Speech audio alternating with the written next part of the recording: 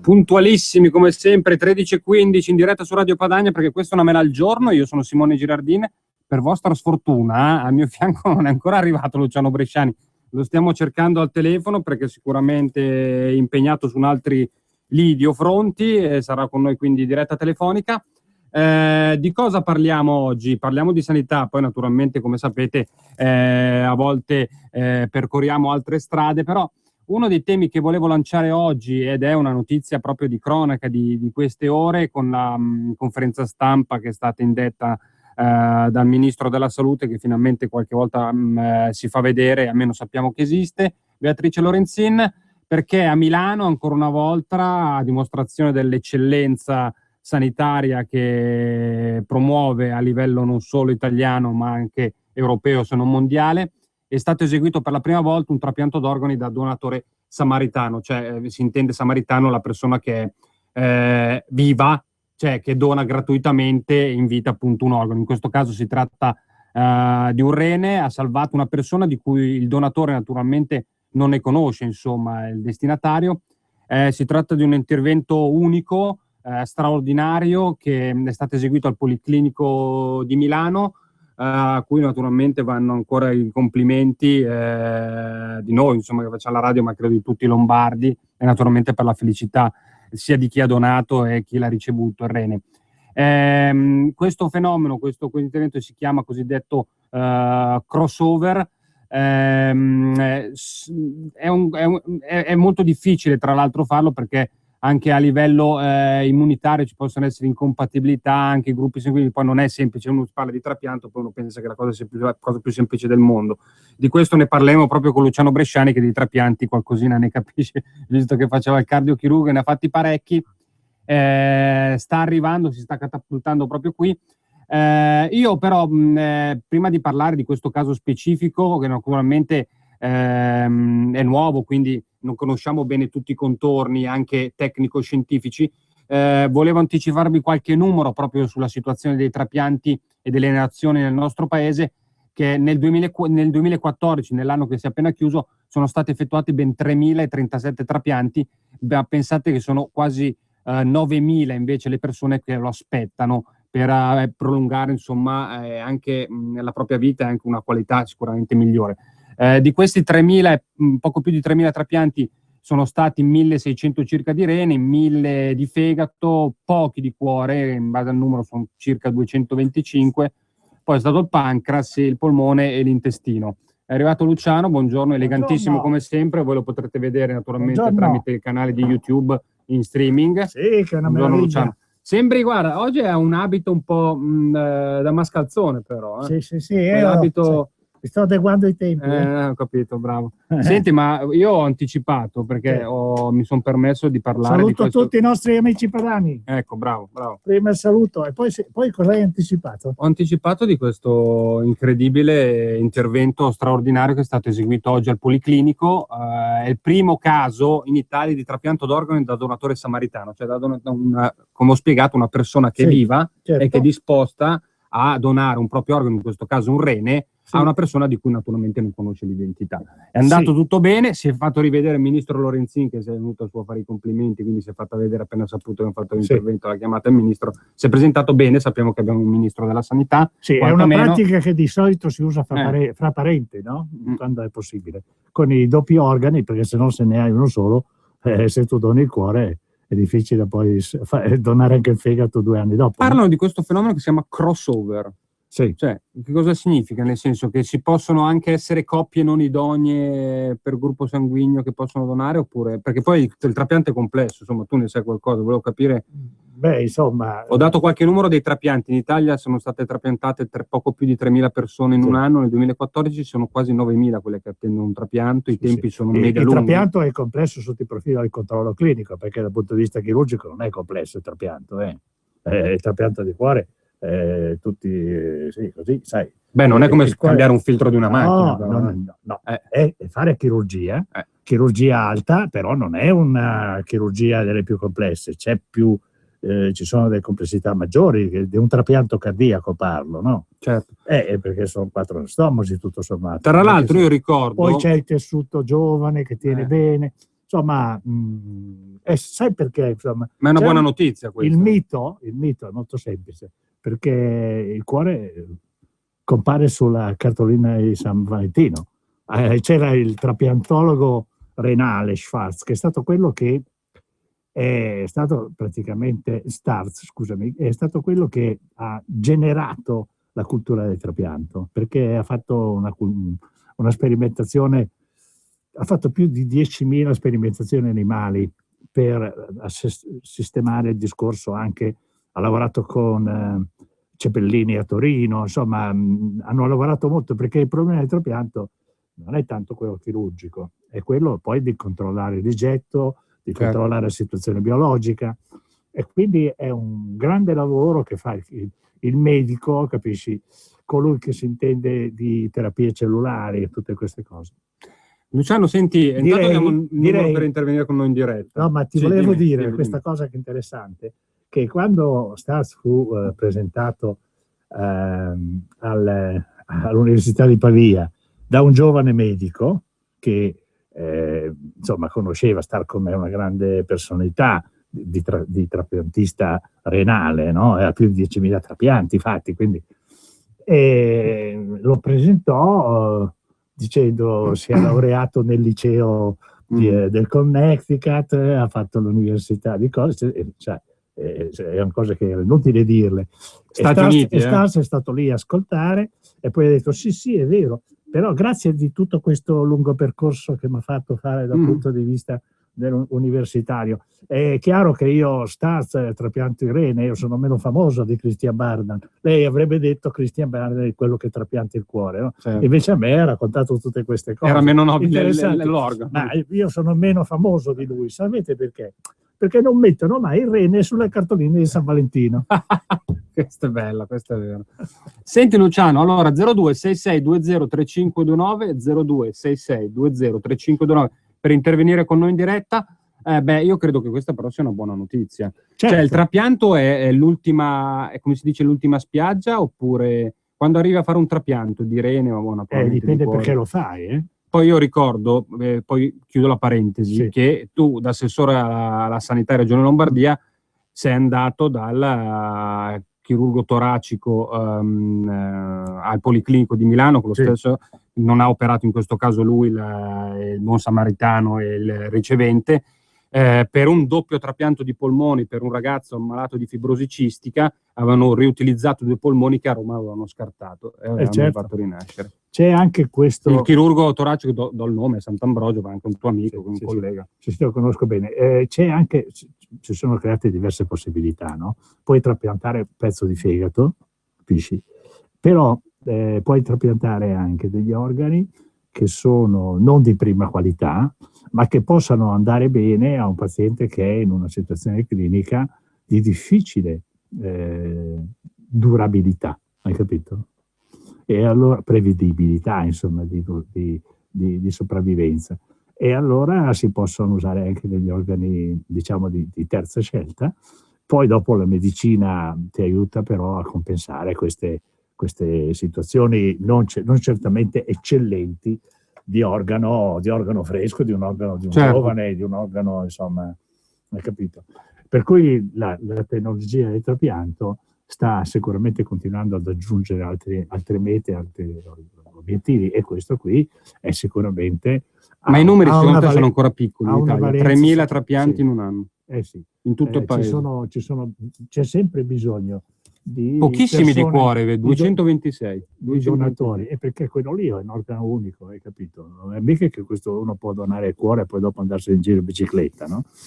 Puoi donare il rene e andare in giro in bicicletta, hai capito? Puoi donare un pezzo di fegato e andare in giro in bicicletta, e allora hai più opportunità di fare trapianti, no?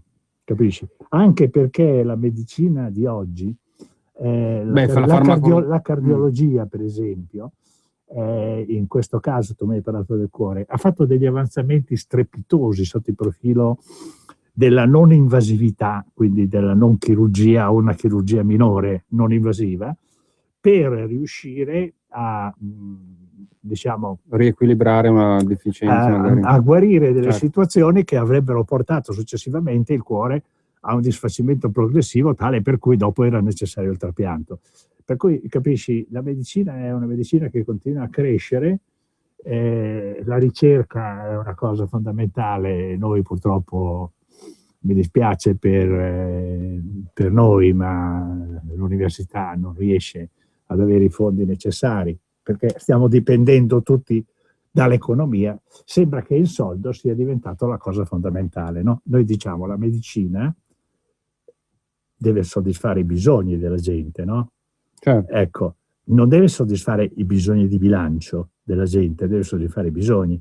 E quindi se tu sei molto più attento alla politica dei costi che non sono necessari per la salute del cittadino, ma si praticano nella medicina, tu hai un margine sicuramente interessante per poter usare queste risorse, non sprecarle con Poi l'alta specialità di medicina con degli atti medici che non sono inutili e che non adducono valore, rispondendo magari a esigenze, a utilità di altri. Oggi la parola utilità è molto di moda, ma è tradotta male perché viene tradotta dall'utilities inglese, che è un'altra cosa.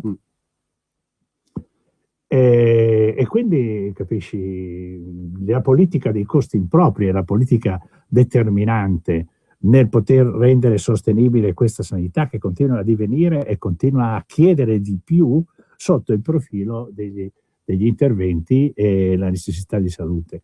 L'età è avanzata, quando si avanza in età si rischia di avere anche qualche malattia che prima invece arrivava a 50 anni, adesso arriva a 70.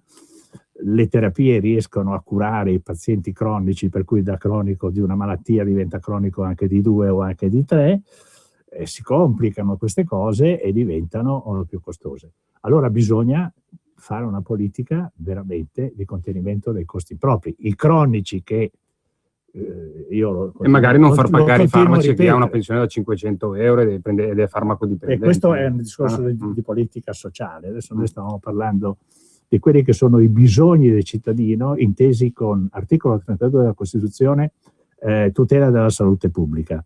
Non può essere la sanità preda del Ministero dell'Economia e della Finanza. Il Ministero dell'Economia e della Finanza deve essere un buon servitore della sanità, non un servo sciocco, ma un buon servitore. Deve essere il sostegno economico per il soddisfacimento dei bisogni di salute dei cittadini. Oggi invece continuiamo a vedere dei tagli anche sulle regioni che hanno fatto parità di bilancio e sono al più basso costo sanitario pro capite dell'ambiente europeo, e mi riferisco alla Lombardia e mi riferisco al Veneto, all'Emilia Romagna e alla Toscana. Lì non sa da tagliare niente. Se si taglia vuol dire che si palesa l'intenzione di abbattere la funzione pubblica in termini di soddisfazione dei bisogni e di dirottare tutto questo verso un finanziamento privato che si chiama assicurazione. Hai capito?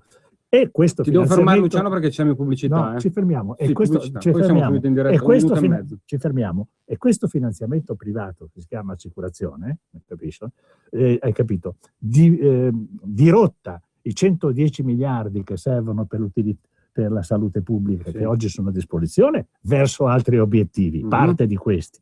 No? E nello stesso tempo, dall'altra parte, le assicurazioni non si preoccupano dell'inappropriatezza delle prescrizioni. €1. Fino al 23 aprile compra ciò che vuoi e con una spesa minima di €399, €1 ti regala My Bike Limited Edition. Io pedalo perché ho scelto €1. Operazione a premi valida sino al 23 aprile. Regolamento con esclusioni e punti vendita aderenti su unieuro.it. €1. Batte forte sempre. Da Combipel tutta la collezione primavera fino al 60% di sconto. Maglie, giubbini, pantaloni, t-shirt, abiti e accessori, tutto fino al 60%. I grandi sconti di primavera ti aspettano. Combipel Loves Italy. Per la tua pubblicità su Radio Padania Libera, chiama il numero 02 66 23 44 22. La Regione Lombardia e Pentadent hanno a cuore il tuo sorriso. Per tutti i bambini fino a 14 anni residenti in Lombardia, le cure saranno in totale esenzione, perché a carico della Regione, presentando la ricetta rossa del pediatra. Sono esclusi manufatti e cure estetiche. Dai 14 ai 16 anni si paga solo il ticket. Cure in esenzione anche per persone in difficoltà per reddito, perché disoccupate o affette da patologie. Per sapere se rientri nei parametri, chiama il numero verde 800 700 860 o vai su pentadent.it.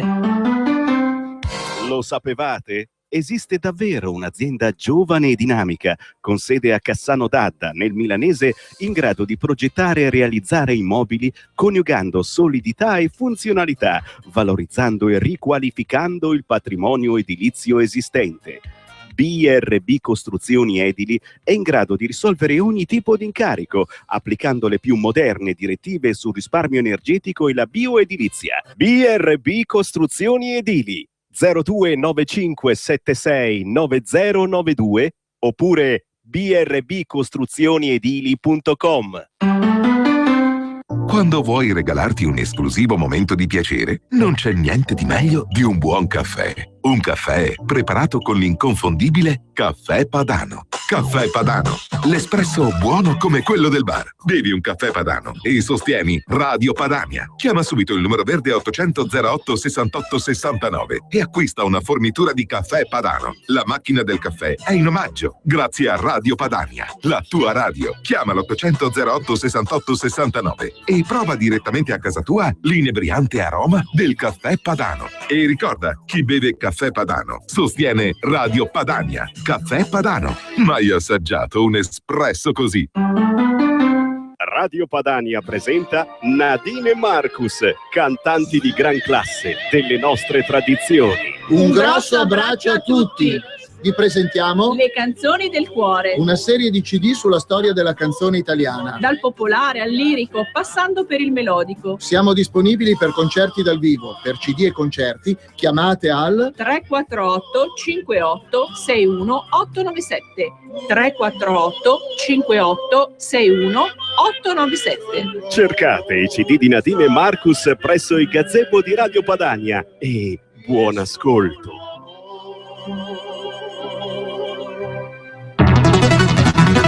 Per la tua pubblicità su Radio Padania Libera, chiama il numero 02 66 23 44 22. Siamo tornati in diretta con una mela al giorno, io sono Simone Girardina, al mio fianco per mia e per vostra fortuna c'è Luciano Bresciani. Vi do subito il numero per intervenire con noi in diretta perché le linee sono aperte da adesso, 02 66 20 35 29. Ve lo ripeto lentamente perché qualcuno mi accusa di parlare un po' troppo velocemente, anche se compenso. 02 66 20 35 29, ve lo dico anche in inglese, 0266 20 3529. Luciano, ti ho interrotto prima, non io, la pubblicità, certo, come giusto che sia in tutte le radio, perché di qualcosa, come si dice, bisogna anche mangiare, giusto? Certo. Stavamo parlando delle assicurazioni private, cioè si sta andando, dice, la sanità anche in quella direzione. Se diminuisci i finanziamenti, diminuisci le funzioni, diminuendo le funzioni diminuisci diciamo la soddisfazione dei bisogni dei cittadini, quelli legittimi di salute tutelati dall'articolo 32 della Costituzione. Se fai questo, come sta succedendo nelle parti meridionali e nelle isole, dove il 20% delle persone per i servizi che sono scadenti paga dei servizi che lui sceglie di tasca sua e siamo al 20%, hai capito? Quindi per il 20% di questa gente non usano i soldi pubblici, quindi è facile dopo dire non li usano, quindi li mettiamo da quella parte là, dove vogliano loro, capito? E sono 109 miliardi, 110 miliardi dei soldi pubblici che finanziano la sanità italiana. Se tu ti rotti così, con questo giochetto verso la sanità privata, intervengono le assicurazioni.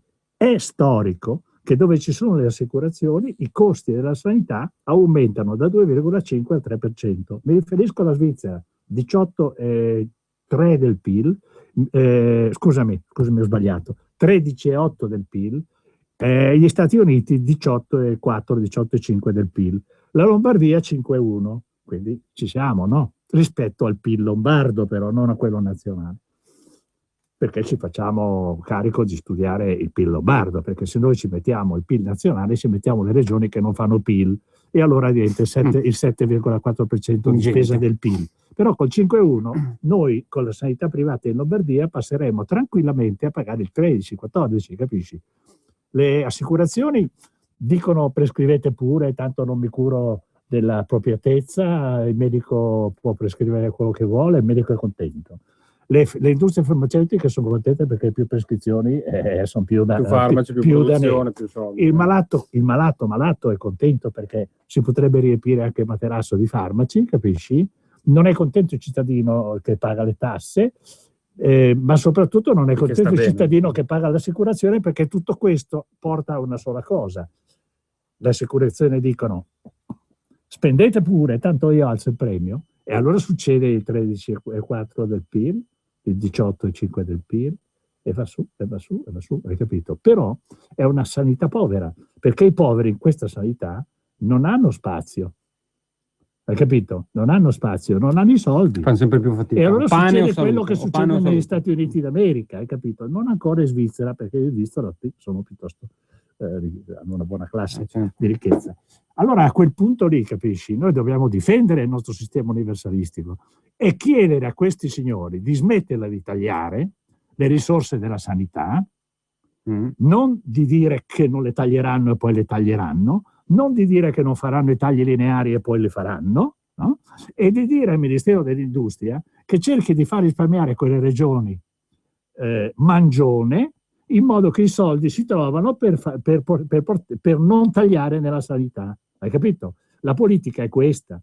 Il servizio dell'economia e della finanza ha il borsellino dei cittadini che hanno pagato le tasse e deve soddisfare i bisogni dei cittadini, soprattutto nella sanità, perché nella sanità non si scherza, si muore, ma anche nell'agricoltura. Quindi il Ministero dell'economia e della finanza non deve fare lo sparagnino, deve fare colui che non permette che si facciano dei costi impropri del sistema. E noi li sappiamo tutti i costi impropri del sistema. Noi sappiamo quanti forestali ci sono nel sud.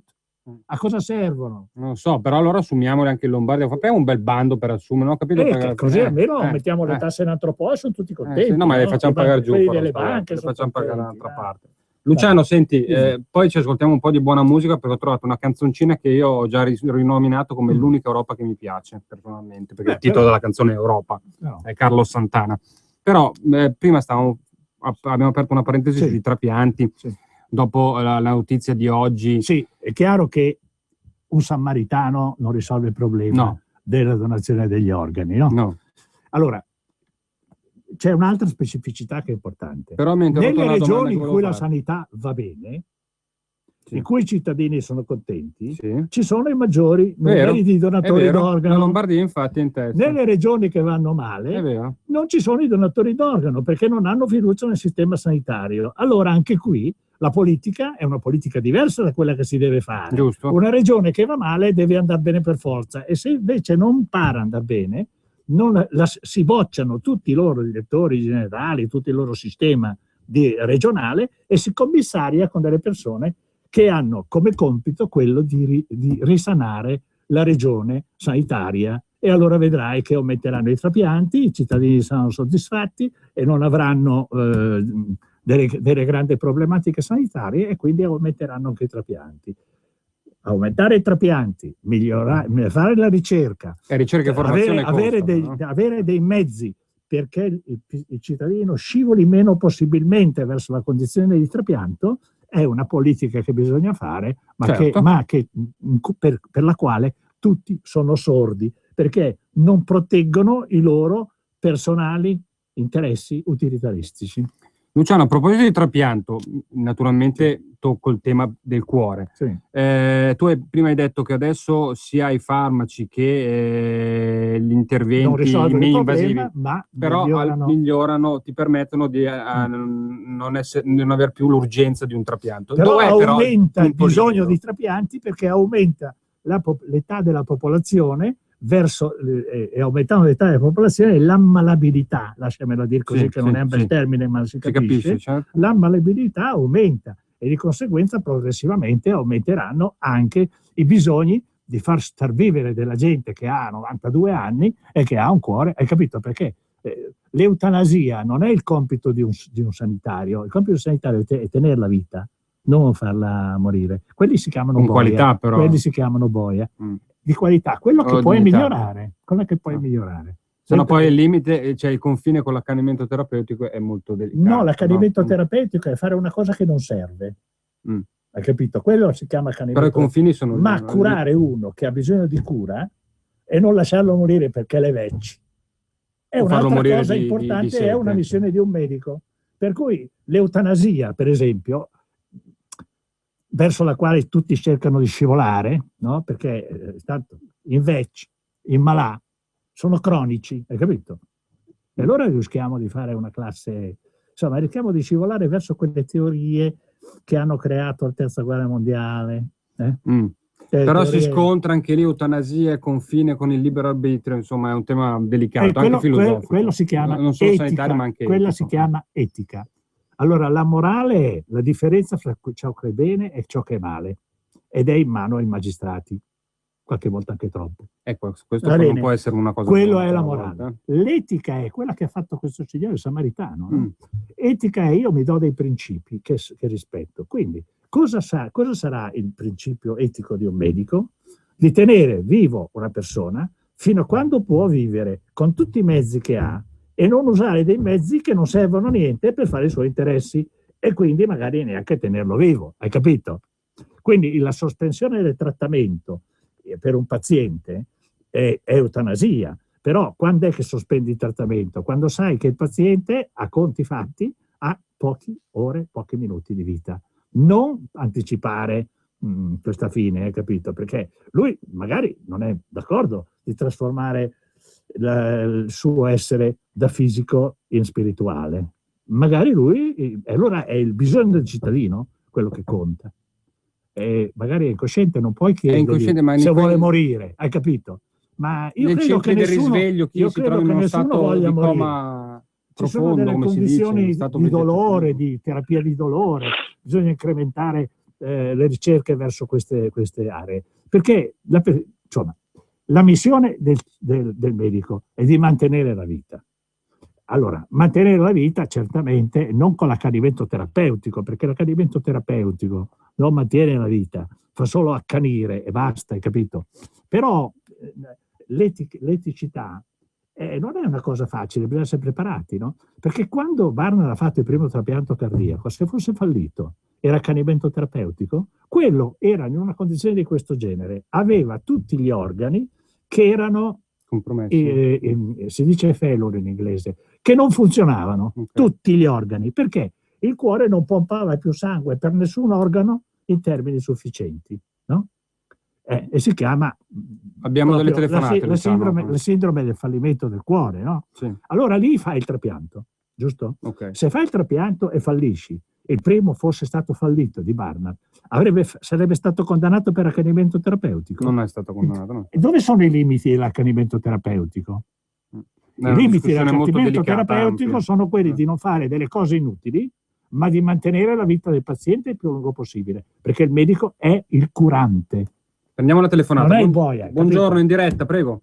Pronto? Certo, in diretta, prego. Sì, sono Enrico da Rovigo. Ciao Enrico. Enrico da Rovigo. Sì, buongiorno Enrico. Professore, volevo sottoporle un quesito. Luciano Bresciani all'anagrafe, scusa se ti interrompo. Signor Luciano, dai, così va io bene. sono Enrico. Io ho avuto mio suocero che è morto di nefropatia, per la causa della quale era in dialisi quella peritoneale, con i inevitabili fenomeni di setticemia, Però era alla parte finale della dialisi, vero? Sì, alla parte finale, sì. Però all'inizio, quando oltre alla terapia che il medico gli prescriveva semestrale con quella famosa puntura da fare ogni 6 mesi, poi siamo arrivati a fare la dialisi domiciliare e io mi ero offerto per fare il trapianto.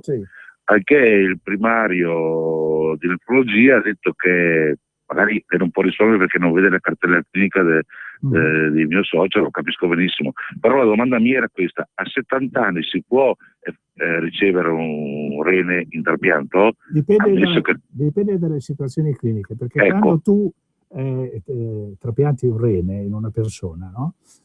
A 70 anni è già un poco immunodepresso, hai capito? Ecco. C'è un caso limite. Allora tu potresti dover usare la chemioterapia che gli disfa il midollo, per cui non riesce più a produrre, hai capito? Ho capito. Ecco. Allora ci sono dei limiti, ma sono sempre dettati da quello che non è l'età del paziente, è la situazione biologica del paziente. È il quadro biologico tu, nel quale si trova. Tu oggi trovi un novantenne che biologicamente sembra un settantenne, oggi si vede questo, hai capito? Allora quello non è un novantenne, è un settantenne. Infatti il mio social vedeva una storia di inalazioni di agenti chimici respirati negli anni. Ma anche perché la biologia sembra allungarsi, capisci? Hai capito? E quello di 70 anni può avere una situazione, diciamo, biologica di un cinquantenne, allora lì il trapianto lo puoi ancora fare. Ma la ringrazio. Dipende dal quadro clinico, è complessa la domanda che hai fatto, perché dovrei andare sulla tecnica molto più specifica. Ma posso sapere, fare una domanda di da quanti anni eri in cura? No, era in cura da 5-6 anni. Della mia domanda, grazie, io la ringrazio, la chiedo a Luciano Bresciani. Se di fronte a una patologia del genere 5 anni prima hanno iniziato questa cura, non era possibile pensare subito da un trapianto? Probabilmente no, perché probabilmente in un primo momento aveva una situazione contenibile che poi è precipitata in modo insomma veloce, e di conseguenza si è passato il limite per poter fare poi il trapianto, hai capito? Ascoltiamoci. È scappato, hai capito? Carlos Santana è l'unica Europa che mi piace, il titolo è Europa, ma è l'unica, senti le mani, che chitarra.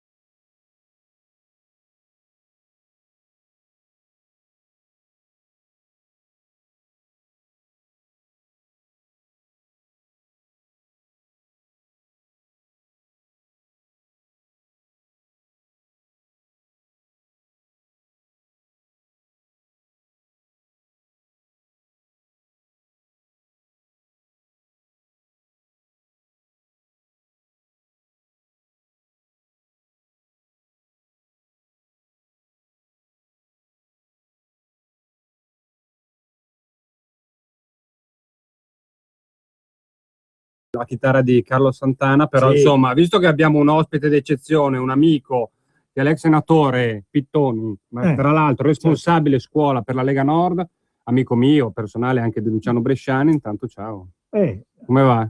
Bene. Però Pensando alla scuola male, immagino. Prova che egli sia di buon umore oggi. Non credo. Come non sono particolarmente Ti chiedo di avvicinarti un po' col corpo verso il microfono, lo so che è un po' complesso, però proviamoci. L'umore non è particolarmente buono per quel disegno di legge che è stato presentato alla Camera sulla scuola, che dà l'impressione di essere scritto proprio da dilettanti. Tra l'altro non fa dormire alla notte decine di migliaia di insegnanti precari, perché sono tanti gli insegnanti che col 1° settembre probabilmente non avranno più uno stipendio. Ma ha detto che li assumeva tutti. Renzi ha detto li assumo tutti, ci penso io. Sì, certo. 150.000. Sì, ma sai, è un po' la politica di quello che mette la freccia a destra e a sinistra. Il remida italiano. I politici sai, si credono furbi, ma... E quanto è importante la scuola? Poveretti, che pena. No, ma la cosa più interessante è che 20.000 insegnanti delle graduatorie di istituto di seconda fascia, che sono persone assolutamente preparate, formate ed esperte, sono proprio quelli che non avranno lavoro. Ma noi una soluzione l'abbiamo, come Lega cosa stiamo facendo da questo punto di vista? Noi chiediamo che l'assunzione sia sulla base del merito, per cui vanno assunti quelli che sono più formati e che hanno più esperienza, e non è il criterio. E anche incentivati economicamente, giusto? Assolutamente, certo. E l'incentivo economico non può essere assegnato dal preside come prevede il disegno di legge, perché sappiamo in certe zone poi cosa succede, come va a finire. Sai Simone, io ho questa sensazione che ci sia un disegno fine da lungo tempo studiato sul tavolo per portare non solo il nostro paese, ma anche alcuni paesi europei, altri, a un disfacimento irreversibile. È una cosa che secondo me è voluta dagli assi dominanti delle grandi lobby, delle grandi istituzioni, perché noi stiamo assistendo alla scuola che sta andando così, al sistema sanitario che ha un sistema di giustizia che ovviamente non riesce a prevenire e a colpire. Tu pensa cosa è successo ieri, uno passa con le pistole dentro nel tribunale, si mette a sparare 15-16 colpi, non lo prendono neanche, lo prendono dopo per strada. Cioè questo paese non dà più garanzia, cioè c'è un fine disegno, una fine intenzione di dover portare in crisi la competizione europea nei confronti di quella americana, per dire che la struttura europea non abbia bisogno di risorse perché altrimenti deve andare a chiedere a Putin. Cioè, come mai la sanità, tutte le strutture istituzionalmente più importanti vengano massacrate da tagli inesorabili e invece le regioni, le grandi industrie sono sostenute... È una domanda per il senatore. Sono sostenute in un modo robusto, tant'è vero che inconsciamente si fanno i buchi di bilancio e non si dichiarano che sono stati dati a loro quei soldi che sono i buchi che dopo i cittadini devono riempire e queste cose qui, no? E quindi è una dissoluzione irreversibile del paese. Ma chi vuole questa? Chi è quel delinquente che vuole questa roba? Perché io credo che sia più una questione... Finisco adesso. Credo che sia più una questione che non è da guardare a livello nazionale, dove ci sono gli umili servi che governano, ma che sia da guardare a livello internazionale e riuscire a capire i disegni internazionali, perché noi siamo amanti del nostro territorio, però vogliamo essere global, non possiamo ignorare il globalismo, local, non global local, hai capito? Local global, cioè dal basso verso l'alto vogliamo andare noi, capito? Però che basso, che senti, gli universitari hanno l'idea che si stia disfacendo tutto.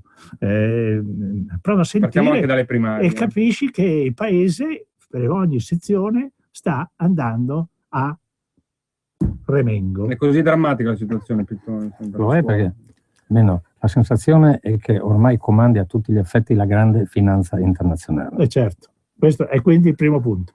Le tre banche, la Federal Reserve, la Banca Nazionale, la Banca Europea E quella che manca e che non potrà mai esserci, io mi auguro, è l'Asian Pacific Bank, perché l'India, il Giappone e l'Australia combattono la Cina, no? Hanno poi il Tonchino in mezzo, e quindi qui non potranno fare una banca comune, se no con queste 3 banche loro governano il mondo, capito? E quindi non potranno fare la trilateral che vogliono, che vuole la Bilderbild o che vuole la Treehouse, una grande loggia massonica di interessi bancari, no? Dove ci sono scritti dei nomi che non avete un'idea, bisognerebbe che voi andaste a studiare. Ma non si potrebbe riformare Roma, che magari così si riesce a riformare la... Ma sai, Roma per riformarla bisognerebbe riformare la storia di Roma, dove c'erano i romani prima. E che, senatore che si hanno fatto a Roma tanto, senatore, hanno fatto un impero, ma poi dopo hanno fatto i pastori dopo. Facciamo dall'impero ai pastori, siamo in chiusura. Dall'impero ai pastori sono andati. Abbiamo 3 minuti. Vabbè, approfitto. E poi da Torino li abbiamo portato in Parlamento per il modo così dargli un po' di lavoro. No? Ritornando alla scuola, approfitto per fare un annuncio in diretta. Il giorno 18 il nostro segretario Matteo Salvini incontrerà una delegazione di questi insegnanti precari. Avevano chiesto un incontro con il nostro il 18 aprile o il 18 maggio? Il 18 di questo mese. Che è il giorno del mio compleanno, faccio un annuncio in diretta anch'io. Ma compi gli anni? Sì. Quanti ricordi? 40. 18. Ah, pensavo 18. Come direbbero alla trilateral 40. 18. E il motivo è che la situazione che si è creata con gli esodati dalla legge Fornero si sta ricreando adesso anche con il disegno di legge sulla scuola. Quindi sembra quasi che è pervicace il sistema. Esatto, siano una è un disegno, c'è un disegno. Di produrre esodati. Abbiamo proprio 2 minuti, però io voglio chiedere a Pittoni, come se ne esce, come si può migliorare il sistema scolastico, facciamo nel nostro paese, in poche parole, proviamo a mettere giù 3 punti chiave. Allora, i paesi dove la scuola funziona sono quelli dove c'è la massima attenzione alla qualità del corpo docente. Serve un meccanismo di reclutamento che garantisca una selezione seria su base qualitativa. Quelli che montano la Ferrari non sono dei cani, questo è logico. Punto 2. Io avevo preparato un disegno di legge che ho depositato ancora nel 2010 che andava in questa direzione, poi quello che è successo con Fini ha praticamente bloccato tutte le riforme a partire dalla seconda metà del 2010. Cioè giace in un cassetto. L'idea comunque c'è, è pronta. Tendiamo solo di avere la volontà politica gli strumenti per muovere. Quindi c'è speranza per questo paese, si può ancora fare la rimonta, il recupero? Si può assolutamente, perché il potenziale umano, Renzi, sicuro, il potenziale umano che ha il nostro paese credo che non ce l'abbia nessun paese al mondo. Allora questa è la nostra speranza. Dobbiamo creare le condizioni e la Lega è fondamentale in questa operazione. Storico. Io ringrazio il senatore Pittoni, ringrazio Luciano Bresciani, vi do appuntamento come sempre a venerdì prossimo, sempre alle 13:15 fino alle 14 con una mela al giorno. E io ringrazio tutti e saluto tutti. Salutiamo. Grazie ragazzi. Grazie, forza, tener duro, tener duro. Vedere i pericoli non vuol dire cadere.